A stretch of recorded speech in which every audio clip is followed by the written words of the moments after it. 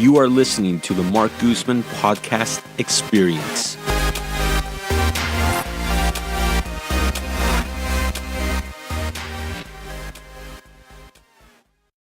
Beer has a way of bringing people together. Whether you are enjoying it with friends at home or making new ones at the bar, nothing brings us together like a cold one. For our guest today, beer's ability to bring us together has far more meaning. Alex and Gregory Zobel is a brother and sister team that came together to start Armistice Brewing Company in Richmond. Their story is one of love, family, and the strengths of a sibling bond. All right, so Alex, yes. Gregory, hello. Welcome to the podcast. Thank you for having us in. Thank you for coming in. I mean, it was a short distance from Richmond. We're in Pinole here recording, and I'm excited for this because we've had quite a few brewing companies on our podcast, and I feel like it's starting to become like a brewer's podcast to a certain extent. Nothing wrong with that. Mm-hmm. And what I'm really enjoying is seeing all the brewery companies in Richmond. There's a lot popping up. And how long have you two been in business? We've been in business just over 6 months now. We opened at the beginning of August last year. Yeah, we definitely timed it right sort of at the peak of this Richmond brewing renaissance. When we decided on the location, there was only one other brewery open, Benoit Casper, and then East Brother beat us open. And now we're the third or the fourth if you count Origin Brewer, which is tiny. Yep. Yeah, it's pretty neat because Richmond, and I didn't know this up until maybe a month ago, but Richmond almost 50 to 100 years ago was a wine haven. That's right, it's literally wine haven. Exactly, yeah, literally wine haven. And now you're starting to see a lot of wineries come back in and a lot of brewing companies. And I like how you put it like a brewing renaissance. Yeah, so I'm happy to have you guys on here. So let's get into the history of how you started brewing. What got you into brewing beer? Gregory ruined my life. Let's see, I like to think that he got to skip the shitty beer drinking phase. I hope you can blip that out in post-production. By having an older sister that, had sort of moved past the natty light drinking phase. I cut my teeth drinking Coors Light, but Gregory got to grow up drinking. First beer is Sierra Nevada Pale Ale. Nice. Yeah, it's the worst beer I had in my life. No, it was really delicious. Yeah, and then when he was... Usually people start with something really nasty. Yeah, totally. My first was Old English. Oh, nice. That's pretty hard. Yeah, Old Diacetyl. So we had this beer connection for a bit there. We went on a trip to Vietnam at one point, and we drank a lot of beer together. And so Gregory got me, was it for my birthday or for your birthday? Yeah. Yeah, got me a little 1 gallon homebrew kit, and the only rule was we had to brew it together. So we brewed our first batch of beer together and really messed it up. It was not delicious beer by any stretch of the imagination, but we fell in love with the hobby. And we found that it was a great way for us to kind of reconnect. We didn't grow up in the same household. We definitely had something of a rivalry going on between us. Our mom was also sick at this point, so it was kind of it was important for us to try to repair our relationships and demonstrate to her that we were going to be a functional family when she was gone. And that really happened over beer. I mean, we got super obsessed with it, started brewing beer every weekend. I would carry a 5-liter Erlenmeyer flask on the metro in LA full of yeast, hauling this slurry across town to Gregory's tiny little apartment where we would brew beer literally every weekend. Yeah, we'd be brewing on the 5th floor of a studio apartment in downtown LA. This was before downtown LA was someplace that you wanted to live. Our neighbors were always kind of wondering what the heck we were doing, because you'd get off the elevator and the entire building would smell like oatmeal because we're in the middle of a mash. Yeah. Made a lot of none of my neighbors talked to me until we started brewing beer. Then they started coming by and be like, "Oh wow, I see you have a kegerator in there." So an early instance of bringing people together. And man, they didn't know what good beer tasted like because that beer sucked. Really bad. Unite the entire building together with beer? Yeah, maybe a little bit. It was fun. It was a good time. Yeah. I still can't. It's so funny. We brag about how we started in a 600 square foot apartment, and it's like, wow, that's amazing. But if you actually measured out the footprint of our now professional brewery, it's like 350 square feet. So we're actually in a smaller space, just bigger equipment in a smaller space. So your place is located over there on Marina Bay.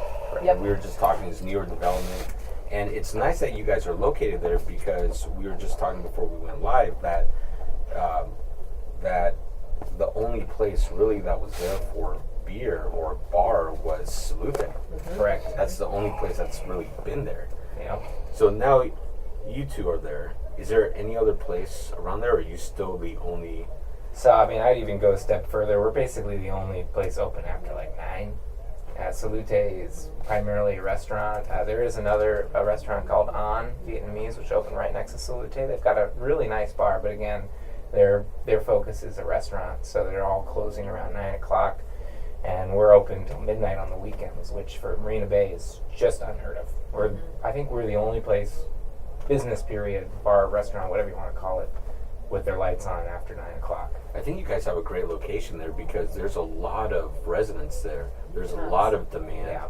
and you have a lot of people that are moving into that area from San Francisco, from Oakland, from Berkeley, that are used to having brewing companies, restaurants very close by. Definitely. Yeah, and even a step further, the people that have already been there forever have also had this kind of. They would have to go to field work. They have to go to field We work, hear this yeah, all they'd the have to time go to from, like Berkeley. Richmond natives, Yeah. I'd have to get on the freeway, and now I can just like walk or ride my bike to your place. We get a lot of heartening drunk confessions. Yeah. Like, I'm so happy you're here. And it's Nice. like, I mean, it's really touching. And then we get them an Uber ride home. We see it on the P&L. Yeah. Cry a little bit. Yeah. So how did you come up with the name Armistice? So back to that original story of us sort of repairing our relationship. Armistice means ceasefire, and beer really was our ceasefire. That was the thing that, kind of reconnected us as young adults. And we think that, beyond what it's done for our relationship, we think that beer, when it's doing its best work, is bringing people together. Whether that be, giving the neighbors a reason to knock on your door in downtown LA, or making it a little bit easier to have a conversation with someone who's a little different from you, which is so important right now in this political climate. We think that beer is, basically it has a social function that's sort of been neglected. Yes, it's a great craft beverage. It's delicious. It's a wonderful expression of agriculture, et cetera, but most importantly to us, I think it's bringing people together. So that's why it's really important that we make sure that we have like a very welcoming community space. We're not really sending our beer out much beyond the tap room at all, because we're very invested in every sense of the word in the idea of creating spaces for people to have interactions.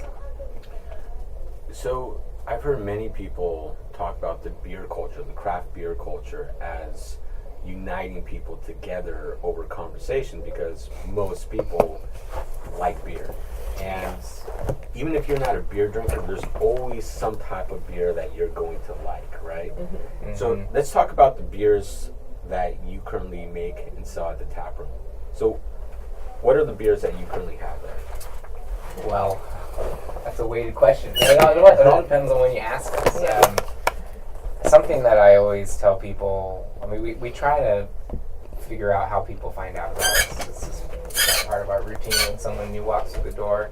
And then usually the next thing, at least out of my mouth, is, hey, just so you know, we never brewed the same beer twice here.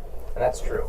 You come back, like if I'll tell you what's on tap now, but in like 2 weeks, it'll be a completely different list.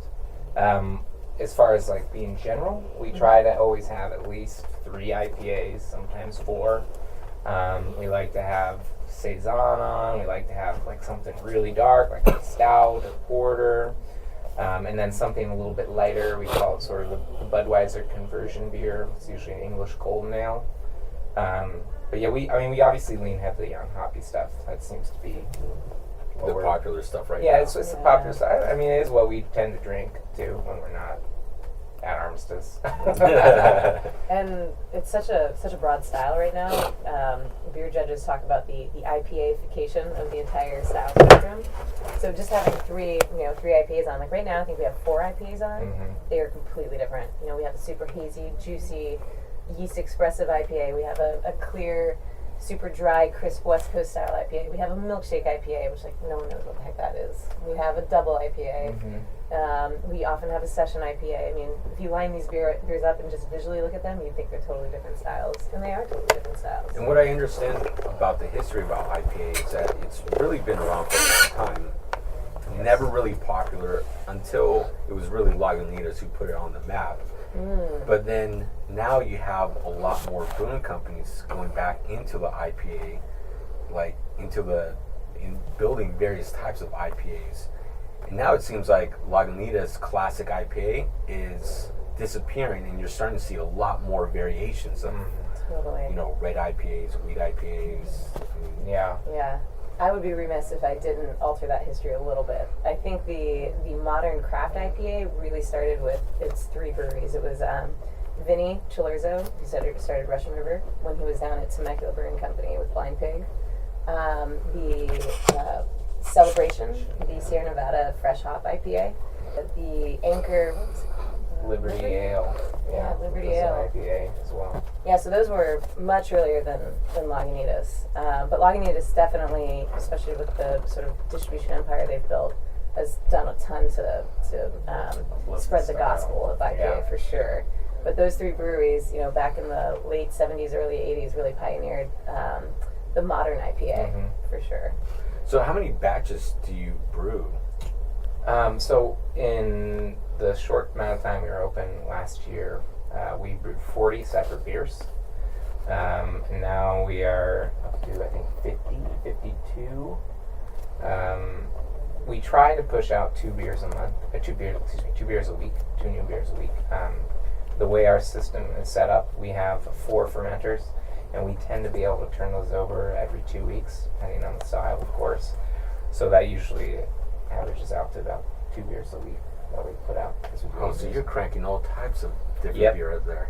Yeah, People always ask us, where are you getting your recipes? And then we point to our brains, and they never believe it. And it's like, well, you know, when you're brewing this many different beers, there's pretty much no way that you're getting them from other people. Or a lot of it's just, you know, we sit down and we hash it out and figure out exactly what beers we're going to do. You know, we usually try to plan 4 beers at a time, and 2 of them are usually IPA.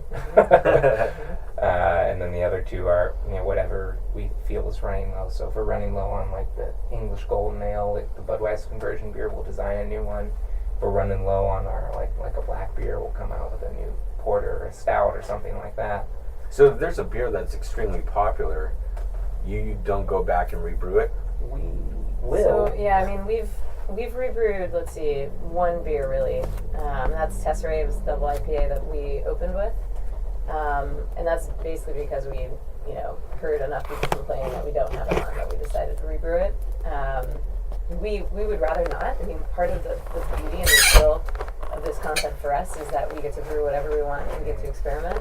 The idea of doing flagship beers that you brew over and over and over again is it's not very exciting, certainly from the consumer perspective, because you want, you know, more reasons to come back, try other things. But you know, from the producer's perspective, it's super boring to just be brewing the same thing over and over again. Yeah. So, you know, if people complain, we will bring something back. We've got a list of beers that people really want back. But there's so many awesome hops, and it's also a very interesting time for malting. And we'll probably talk about Admiral coming up here, but there's so many possibilities of things that you can brew now. It really is sort of the golden age. We have no desire to really be committing to a beer that we have to rebrew again and again. Yeah, I think that I would. The only thing I would add to that is I don't think Alex and I have ever been fully satisfied here that we've brewed yet. I mean, there's always tweaks and things like that we want to make. So, like, even if we do rebrew it, it's going to be changed. Like, we just rebrewed a beer that's coming out a little bit later, maybe next week. It's Pina Colada Double IPA. People love that beer. That sounds amazing. It. Yeah, It's dangerous. It's a very dangerous beer. But we also drastically changed it because, you know, it's true that everyone loved it, but Alex and I are like, nah, it's not exactly where we want it to be, you know. So we've added some ingredients, we've taken some away, we've adjusted the how alcoholic it's going to be, the hopping schedule. I mean, it's going to, you know, at least to us, it's going to be a drastically different beer. It might not be drastically different to the public, especially since it's been so long. They probably don't even remember exactly how it tastes. But you know, we're not. The whole purpose. I mean, one of the main reasons we started on this size and for a taproom focused brewery is because we can just do that. You know, if you're a big brewery, like you're like Lagunitas, or even like a field work, or whoever you want to talk about, who's packaging their beer all the time and sending it out, you can't just change a recipe on your consumers like that. People expect the beer to be the same every single time. But when you're serving something through your own tap room, and you've informed your consumers that this is the way you're going to run your business, and you're not dealing with, you know, oh shoot, I got to come up with a can label, oh shoot, we got to go through the whole approval process again because it's a different alcohol now or whatever. It's pretty forgiving. You're pretty much allowed to do that, which is really nice for us. You know, a lot of people start breweries because they want to brew. And if you talk to any brewery owner out there, everyone will say, if what you want to do is brew for a living, become a brewer. Don't own a brewery. We wanted to kind of change that and be like, yeah, we want to own a brewery that gives us full control to do whatever we want. And that's why we're at the size that we're at. And we have no lives. And we have no lives at all. And no money. Well, I know that equipment can get very expensive. Oh Yes, it can. So besides the Pina Colada, what are other beers that have gotten really good feedback that you guys have made? It's funny, we do, the crazy beers. I mean, some of the ones that we brought here today, like the Milkshake IPA, Yeah. the beers that really kind of challenge people's ideas of what a certain style is, I think have gotten really good feedback. Yeah. Let's talk about this first beer here. Sure. Yeah, certainly. So let's see, which one is this one here? This is Young and Royally. It's a hazy, some people might say Northeast style IPA. We don't really like that description of it, but it's a hazy, juicy IPA. It's called Young and Royally because all of our beers are young. I don't think we've ever had a beer really last for more than 3 weeks. Especially in the IPA department. Yeah, and IPA is all about freshness, so kind of wanted to underline that. Royally just means turbid, and that's exactly what a hazy IPA is. You can't really see it in these solo cups. So you can taste the freshness here. Yeah. Like as soon as you take a sip, I mean, it just hits you. It's like that almost grassiness to it. Yeah, Right? yeah. Exactly. Yeah, we, again, this was part of the concept for us. We're not interested in sending our beer out very far because we want to make sure that it's consumed fresh, Yep. that it's treated well, that it doesn't go through like a moldy tap line, that it doesn't get poured into a soapy pint glass, Yep. That it doesn't sit, on an unrefrigerated truck in the afternoon for 4 hours. So all that can affect how the beer tastes in the end, right? Definitely. yeah. Especially hoppy beer. And especially unfiltered hoppy beer, which is most hoppy beer that you drink right now.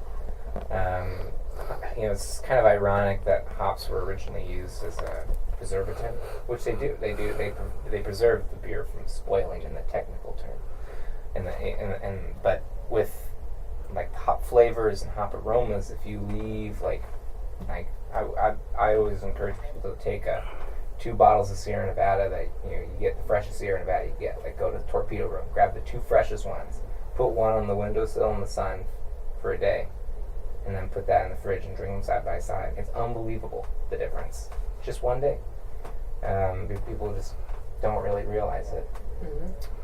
So you're able to brew and then literally just serve it right there on the spot. Correct. Yeah. And then what very few accounts we have, and I mean like really few, it's like 4.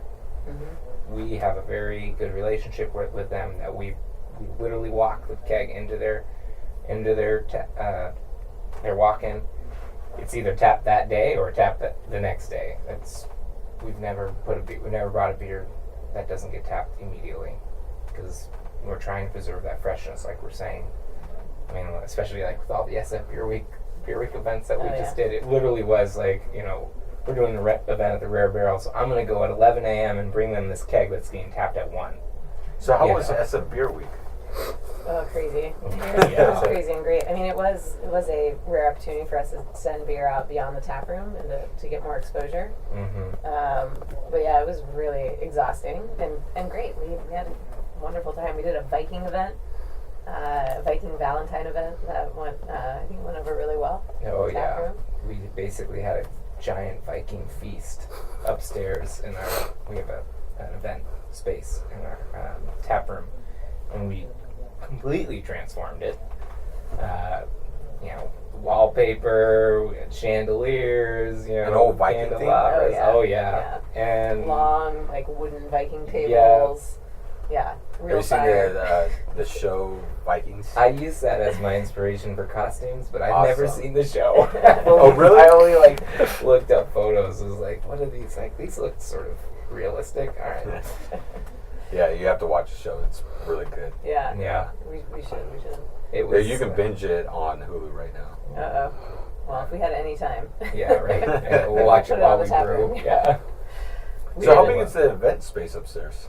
Oh, it's not that big. I mean, it Seats 42. yeah, Okay, that's a decent size. You Yeah. can have a small little gathering event there. Yeah, we have a lot of birthday parties and A lot of community organizations use community it. organizations. Yeah, I had like a baby shower up there once. A lot of different people. We rent it out. So when you did SF Beer Week, for the people that don't know what that is, what is it? It's the biggest beer week in the world. Yeah, it's basically a collection of events all around the Bay Area over the course of 10 days. But basically, it's just celebrating the brewing culture and the breweries in the Bay Area. I mean, we have so many breweries. Yeah, I don't even know what the number is in the Bay at this point. Making so much really great beer that it just sort of made sense to have this sort of week-long celebration. A lot of different breweries put out like very special releases. I mean, we did a lot of special beers for it. I'm sure everybody's heard of the elusive Pliny the Younger from Russian River that comes out during Beer Week. To kind of give you an example of the scale of Beer Week, we held Super Bowl 50 at Levi's Stadium here like 2 years ago now. They actually had to reschedule Beer Week because the economic development boards of all the cities said that they didn't have the hotel capacity to have a Super Bowl and Beer Week at the same time. Wow. So they had to move Beer Week. It was like 2 weeks sooner, and everyone was in uproar because it messed up the Pliny the Younger release. So Pliny didn't come out during Beer Week that week.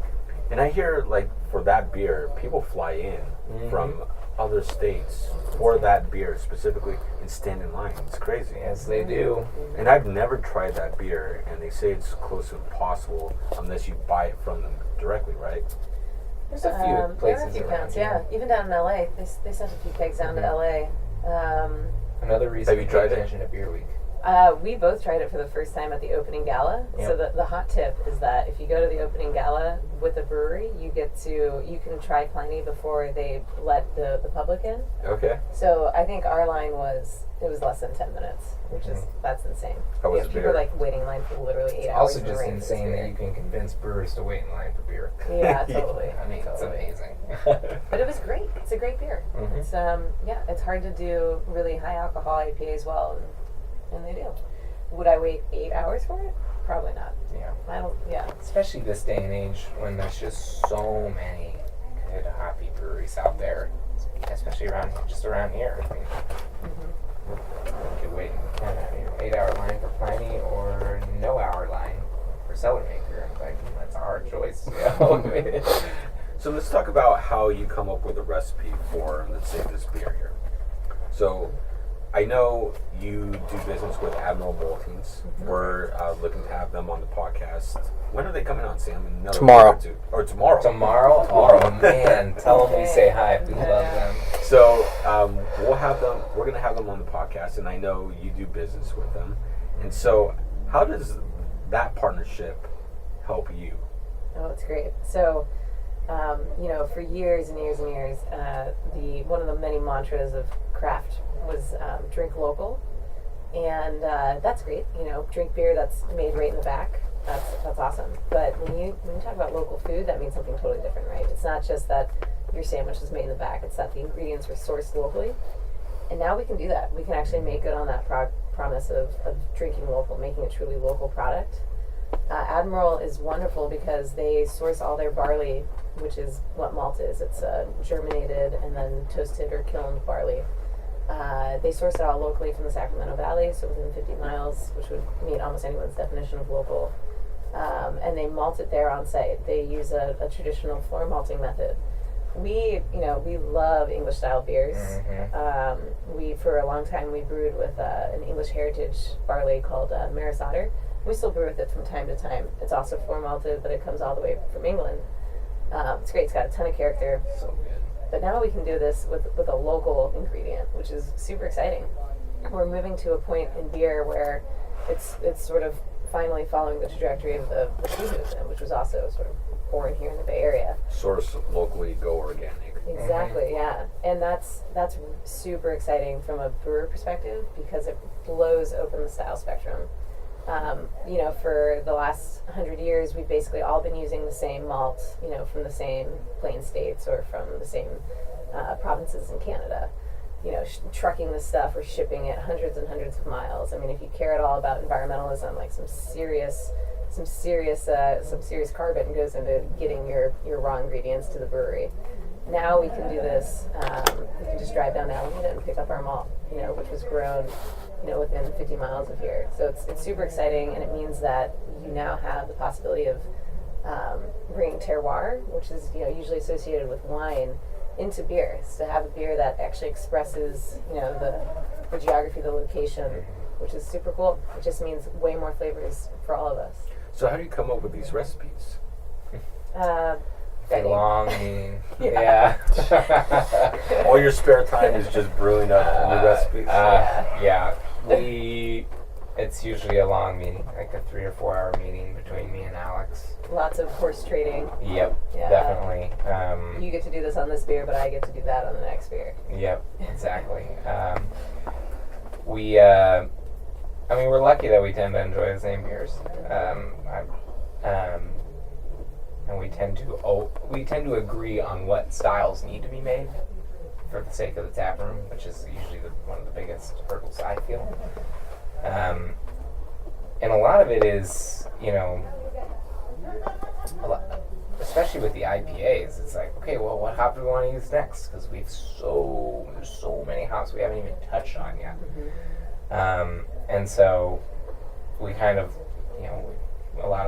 we're not a big brewery, so we don't have these ginormous contracts that, where we have, future sales on Through 2025. 2025. So a lot of it is going on to sort of the exchange market, seeing what other people have and seeing what's available at the time. Is that how a lot of the big brewing companies, they really have contracts for years ahead?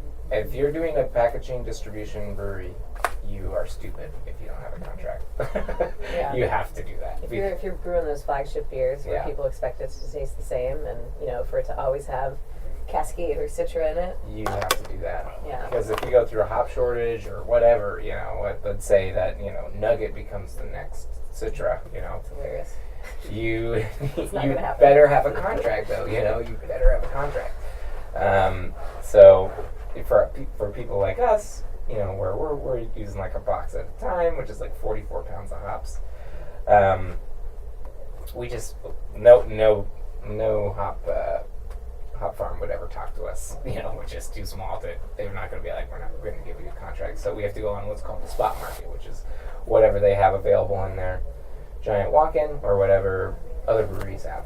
And I'd say we probably get 70% of our hops from other breweries. We usually go online. There's a couple nice websites that you can look at with breweries. It's basically like eBay for hops, and they can put what they have. And they're fresh because most of these people have these giant contracts. Like, let's say, East Brother Brewery, I don't remember exactly what hops they use, but let's say they have a Cascade contract, right? And they've got 20,000 pounds of Cascade or something crazy like that. They obviously aren't going to hold 20,000 pounds of Cascade on site at the brewery.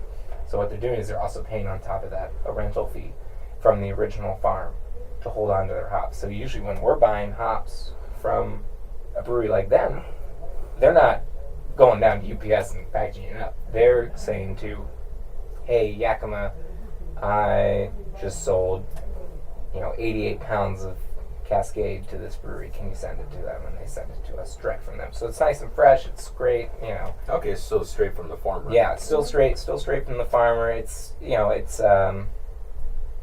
we don't get the benefit. When you have a contract, you get to go up there and you get to smell and make Pick sure it by the you lot. pick it by the lot. But that might be in our future at some point if we go on with another brewery. We just started putting some feelers out about that. But I would say we've been really fortunate with the hops that we're buying, and the other part, the other sort of strategy is, when you're looking at all these hops, which of those breweries do you think are making really good hoppy beer? Like if you're gonna buy a box of hops from some no-name brewery that that doesn't really make hoppy beer versus buying hops from Russian River, you probably want to buy the hops from Russian River because they probably go up there and they probably get the best hops that they possibly can, right? Okay. We do the same thing. So a lot of it is like, okay, well, they make a really good Simcoe IPA and they're selling Simcoe. Boom, let's get that. Yeah. Now the ingredients in beer is it's what, 4 ingredients, right? Well, if you're a German in the 16th century. Yeah. Yeah. But I mean, like check out our Milkshake IPA. It's got lactose, vanilla, boysenberry. It's, but basically, yeast, malt. Yep. So to create the flavor beers like the pina colada or the milkshake one, you put additional ingredients into it to add that flavor, or do you just manipulate a lot of the basic ingredients to pull out that flavor? Yes. It's Yes to both. Yeah. I think the Young and Royal is a good example. Like this, if we had the hanging bunger open, both of these beers are basically Reinheitsgebot beers, right? They don't have any adjunct ingredients in them, but all the flavor expression you're getting is manipulating those 4 basic ingredients. Young and Royal, people always ask us, especially with these Citra IPAs, is there fruit in it? Is it fruit IPA? Because it's fruity, it's juicy. And it's not. I mean, there's nothing in there besides the hops. Correct. There's a pretty expressive yeast that's throwing off some fruity esters that kind of elevate that citrusiness, for lack of a better word. But I think you cracked them in the milkshake. Yeah, so this one's the milkshake here. Let's see. I think to go back on what Alex was saying, a really great example of a time where we're using both the normal ingredients that are in beer and other ingredients in beer. Excuse me, I drink my beer.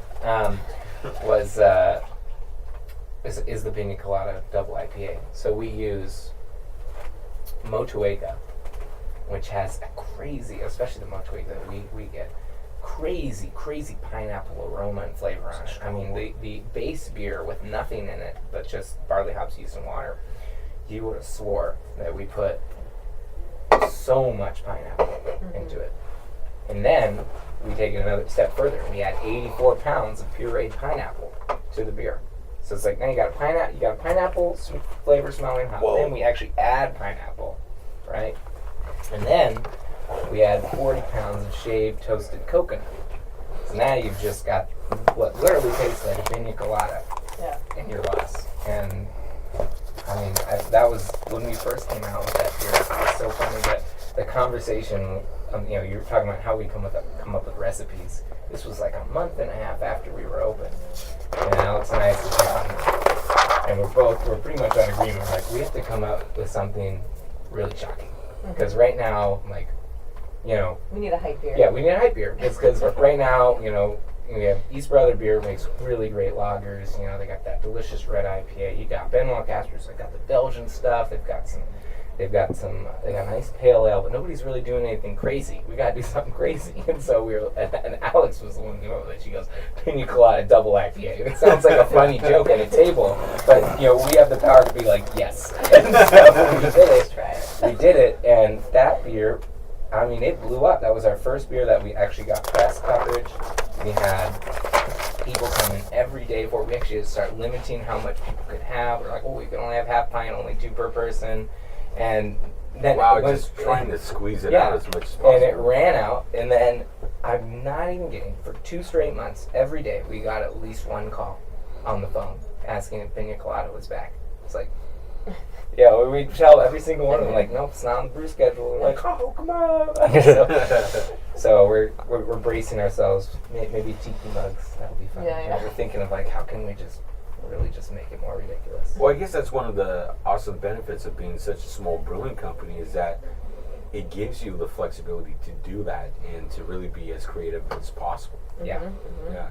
Yeah, we talk to a lot of brewers who aren't owners, and I think every time we have that conversation, I come away being, I don't know, really sort of grateful that we're able to wear both hats, because there's often a lot of tension between, you know, the brewer who wants to do something fun and creative, or is, you know, following a trend in the industry, and the owners who, you know, have committed to a certain, you know, portfolio of flagship brands. We're lucky that we get to do both. Hopefully we don't make stupid decisions on either end, but it's really awesome to have that freedom. Yeah. Now the milkshake here smells a little bit like milkshake. Yes. Smell it. That's another good example of the two working together. This one is 100% mosaic, which, at least in the crop that we got, has a ton of berry in it. Like it just smells like berries. So this tastes like a strawberry milkshake. Yep. This is amazing. I don't think I've ever had a So beer that I love the color. anything like Yeah, the color's pretty cool. Yeah, when people see it, it looks like a fruited sour, or like almost like a wine when we pour it. When we start pouring it, it's like one of those beers where if one person at the bar gets it and everybody sees the color of it, everyone's gonna buy it like in the next 5 minutes. Yeah. You know. So, coming up with the concept for the milkshake. Yeah. Again, Alex came up with it. Well, you know, I can't take credit for these shocking recipes. So what goes into the ingredients for the milkshake? Okay, so we didn't invent the style. I think that goes to either Omnipolo in Sweden or Taggart Hands. Where are they? Illinois. So Milkshake IPA needs to have fruit, vanilla, and lactose, milk sugar. And so we decided, you know, we've had a lot of bad milkshake IPAs, and we wanted flavors that were complementary. So I was saying mosaic hops, which is what's in this beer, tons of berry. So we decided to go with the berry. Boysenberry was available and not crazy expensive, so we decided to buy that. And then everything else is just kind of following what we've seen other people do. Moonraker has a really awesome blueberry milkshake IPA. So we tried that and kind of like took it apart. And I think some of our regulars brought that one in. We have a lot of awesome regulars, and a lot of them are beer nerds, of course, and they bring us beer, which is great because we don't leave the. I had to look up where Pinole was today. No, not really. but they brought that blueberry mosaic IPA, and Alex and I were like, "Whoa, we have to do this for sure." And that's really cool because you can add your own touch to it. Yeah. Yeah, well, it's not like you have to wait 2 years to get to it because you're working on other batches, right? Exactly. Yeah. We definitely kind of fly by the seat of our pants when it comes to the brewing schedule. Now, do you still brew beer at home? no, we don't have time. The brewery is our home. We have our homebrew set up at the brewery, but you know we're tiny. You know, we're 3.5 barrels. We like to say that like our commercial system is more manual than our homebrew system. Like we're literally like turning knobs, like trying to like dial in the temperature. We don't like plug in a number and like let the computer do it for us. We're using our hands to get this stuff. We don't have mash rakes. We're actually stirring. You know, it's very labor intensive. Yeah. We have a lot of brewers come through, and they always like to see, you know, just like we do. Like we like to see the Brewhouse, and they always come in and they go, "Oh, this is so cool! You can do whatever you want." It's like it's really awesome until it's like you're on the 12th hour of brewing, you know, and you gotta lift another bag of grain or whatever. Because you don't have a forklift. Because you don't have a forklift, or you know, you don't have space. No, right now is it only the two of you, or do you have employees? Only the two of us brewing. Yeah, we have about 6 employees for the front of house. Okay. Now, how big is the tap room? It's all in all, it's about 2,000 square feet. So we got an upstairs, downstairs, and then a pretty large 1,000 square foot beer garden outside. Okay. Which is definitely our bread and butter. Yeah. Yeah, especially when the weather is super nice. Yeah, I know. We're really lucky in Richmond, man. We get so much good weather here. And we're like 2 blocks from the Bay Trail, so we have a ton of people riding their bikes up. Or I love seeing people mid-run stopping for a beer. I don't know how they do that. Yeah, I know. Well, you know, there was a UC Berkeley study that was done, I want to say maybe 3 or 4 years ago, where they determined that if you're a runner, beer hydrates you better than water, because the beer has carbs. Oh, interesting. Yeah. Mm-hmm. And now, Gatorade effect. yeah. Now I don't know, like health-wise, like, but that's the study they came out with, that if you're a runner, beer is better than water. Yeah, I've heard that the Erdinger's non-alcoholic beer is super popular right now at the Pyeongchang Olympics. Oh, really? Yeah, same thing. It's lots of carbs. They cut the alcohol out, which is like, what's the fun of that? But You heard it here first. Bring beer to the gym.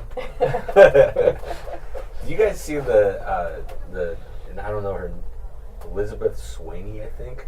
She's the one who they're saying she trolled the Olympics.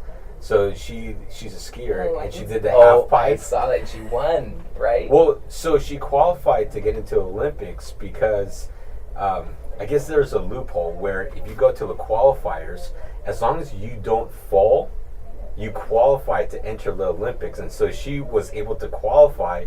And so she did this half pipe run skiing, no tricks, no jumps. She just literally went back and forth all the way down. And she was just so happy because she was in the Olympics and just waving to people. And it was hilarious.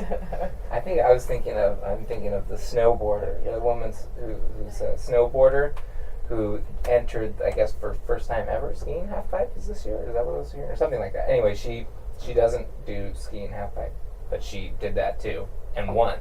Won the gold. And she got down at the end and they heard the look on her face when she was looking at the board. It was just total confusion, and someone had to come out and say, "You won," because she was the last person. You won. She was like, "No, I didn't." Like, "No, you won." It's crazy experience. Yeah, it's been very interesting in the Olympics, right? Mm-hmm. So, where do you guys see yourself in the future? Olympic athletes. yeah. Oh no. Multiple tap rooms is the model for us. We are actively looking for an expansion.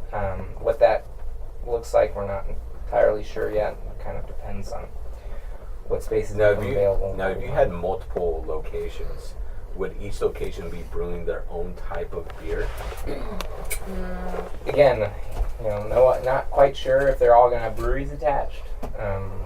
Yeah, I think we were thinking the next expansion for us is looking for a production facility, because our 3.5 barrel system we can't keep up with demand even in the tap room right now. So we need some scale on our side. We need the ability to make more beer. That's a good problem to have, though. It is a good problem. It's still a problem. I'm so tired. It's a problem. So yeah, I think hopefully the next space is going to be much larger. It's going to allow us to push out a lot more beer that will be able to supply the current tap room in Richmond and probably its own on-site and potentially more. Several more tap rooms. Now, with the expansion, do you expect to stay in Richmond or in the Bay Area? Probably the Bay Area. Yeah. We don't want to compete with ourselves. It's really because as I was just saying, probably going to have a tap room as well. 2 tap rooms in Richmond seems like a little bit much for one city that, there's only 100,000 people. Potentially further north, we don't want to be too far because we're going to have to be running both at the same time, but... Do you get a lot of people outside of Richmond that come into your tap room? Yes. More and more, for sure. Yeah. I'd say our Oakland and Berkeley contingent is growing, for sure. And it's really easy to get there with 580. Yeah. I mean, from San Rafael, Marin County, or from Oakland. Yeah, and then once the new ferry comes online this year, hopefully. Yep. October. Yeah. We're hoping it's going to draw more folks from San Francisco. And our brewery is extremely accessible. A lot of people don't realize that. We are literally, when people say just off the freeway, sometimes not really. No, we're literally the first intersection off the freeway. 2 blocks from the Bay Trail. 2 exits from fieldwork. That's always a good touchstone for people. Now, are you in the same building where I think it's Walgreens? That's CVS. Or CVS? Right across the street. Okay, so across the street, and then they're kind of yellowish and grayish, multicolored buildings, right? That's us, yep. Okay, very cool. So multiple room or tap rooms in the future. Any? Would you guys want to stay local, in the long term, or you think you would want to expand and cover multiple parts of California, or even distribute beers across, large areas?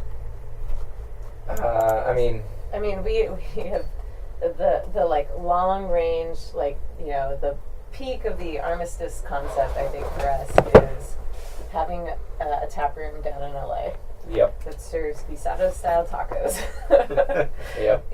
We started brewing down there. We have a lot of family down there still. My largest network is definitely still down there. Yeah. So at some point we would love to have something down there. We would love to have that 2-city lifestyle.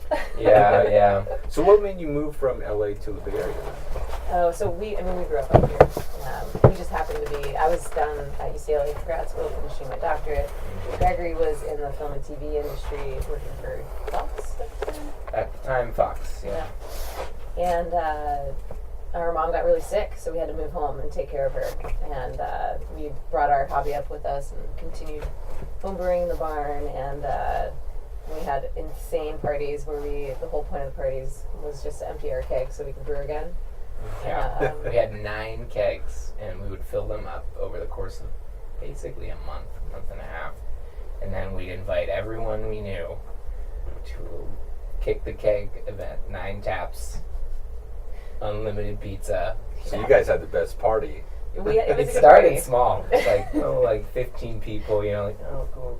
Close friends. Yeah, but then they started telling their friends, it's like, okay, 30. And I think the last one was like 90 people showed up. And we're like, great, yeah, just do it. Yeah. Drink it, please. Empty these kegs so we can brew again. Yes. We need these to go away. So, but we had to come home. Like that was it. And this is our home. We have a huge soft spot for LA, but we're here for the foreseeable future. But to answer your question more directly, I mean, the next expansion or several expansions is going to be pretty local. Like we can't run something. We're just 2 people. We can't run something across the state. That's maybe 10, 20 years if our wildest dreams come true. Once Gregory finds some Google boo. Finally. Google that Google money. Yeah. Okay, so we still have one more beer here, which is a stout. So let's get into that one. Yeah. Prepare yourself. Okay, so It's this a is session beer. Tiny the Bunger. That's right. This is How'd our you come hype up with- beer. Where did the name come from? Yes. Pliny the Younger. It's our take on Pliny the Younger. No, it's we have a lot of what's the word I should use for this? Crass names, very cheeky. Yeah, we have a lot of cheeky names. This is buried on the floors we get at the brewery. Yeah. Do you have another glass? Here, here's your dump bucket. Oh, perfect. Thank you. Still have to work. My goodness. Yeah. It's gonna be a slow day. Yeah, right, exactly. Yeah, we have a lot of crass names, a lot of cheeky names. So Heine the Bunger is sort of poking fun at Pliny the Younger. We released this beer at the San Francisco Beer Week Gala. We released it at 7:58. For people who wanted to line up, which they actually did, which was hilarious. It's a bourbon barrel-aged imperial stout. Wow, this is a 12.2%. Yeah. Yeah. I'll let Alex say the name of the original beer. Oh, I get to say it? Yeah, because you did a good one. Okay, well, I don't want to blow out the speakers. You might have to step back. Yeah, you're right. Okay, so we have 2 versions of this beer. We have the version that was just in stainless, and then the version that we put in these awesome cherry wood smoke bourbon barrels. The stainless version is named after the Disturbed song "Down with the Sickness." Okay. Do you remember the chorus of that? You want to try it? You want to try it out? No, you can do it. Okay. It's called Ooh Wah! Oh, wow. I like Alex's. So good. We made our employees and our regulars do it, and we released a compilation and a video. Yes, It's worth hilarious. going to the Armistice Instagram just for the video compilation of all of our regulars trying to say the name. Okay, we will have to check that out. So and look it good. up. Or just look for the karaoke compilations of people attempting to sing Down with the Sickness. Yeah, that's also Pretty fun. So this is great. We got the barrels from our friends at Sonoma County Distilling Company. Adam Spiegel up there hooked us up with these. They're awesome. They were the perfect size for a small operation like ours. I feel like I definitely get like some of the cherry wood fruitiness definitely. out of it. Oh, wow. A lot of people think there's coconut in this beer. It's all the bourbon and they're called vanillins in the oak. That sort of vanilla oaky thing. That's really good. I can totally taste vanilla also. Yeah. Very slight. A little bit of coffee. Yeah, definitely. Coffee bean. So the base beer here is, like Alex was saying, it starts as a 12% beer, and you'll notice that when you drink this, it's not like you drink it, and it's like it's not hot. You know, it doesn't taste like it's super boozy. I mean, it's got obviously the bourbon element to it, but the original base beer, like, you would have no idea that it's so boozy, and that's because we are the way that we've produced it is it starts as a 9% beer. When we finish brewing it, we put it into the fermenter to start fermentation. It's got the amount enough sugar to make a 9% beer, and over the course of fermentation, which takes about 10 days, we are adding every single day 14 to 15 pounds of sugar through the top port. We're feeding the yeast more and more fuel. Wow. So they're just fueled the whole way through. And the result is this extremely smooth, very dangerous beer. Mm-hmm. This is another one of those half pint only, 2 per person beers that we have on right now. And this is available right now at the tap room. Yeah. Correct. Everything you're drinking is available right now at the tap room. Yeah, that's amazing. Like, that's really, really good. And you wouldn't be able to tell it's 12.2. No. Yeah. So I will let you know later. So Makes it very dangerous. Yeah. Exactly. When you started learning how to brew, I mean, do you read books, just Google how to do this, or, I mean, what was that process? I mean, how do you learn to do it? You're sitting with Dr. Zobel, literally. Alex has a doctorate in reading. In English. Yeah. Alex and I have very different styles. Alex is like she's like a sponge, you know. She just reads, and it just like takes in all the information. You give her a book, she'll know everything that's in it. Like 2 days later, it's really freaky. I, on the other hand, can't read. No, not really, but I don't really do that. I'm more of like yeah, and so that was a lot. I mean, that was a lot of this armistice that we had came from us realizing our strengths, you know, and our weaknesses. So Alex did a lot of the like real reading and a lot of regurgitation to me when I actually regurgitated into his mouth like a baby bird. Yeah. That is disgusting. But you know what I'm saying? And so that's why we shot up so quick.